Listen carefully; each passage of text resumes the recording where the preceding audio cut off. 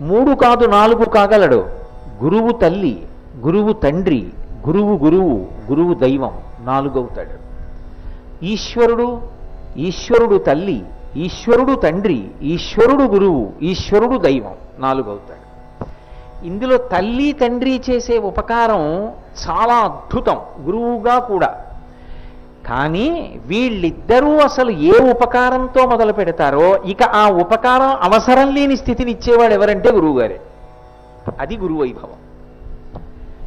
ఎందుచేత అంటే తల్లి ఏం చేస్తుంది? శరీరాన్ని ఇస్తుంది. తండ్రి ఏం చేస్తాడు? ఒక శరీరాన్ని ఇస్తాడు. గురువు గారు ఏం చేస్తారు?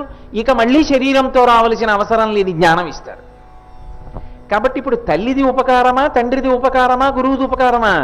గురువుదే మహోపకారం.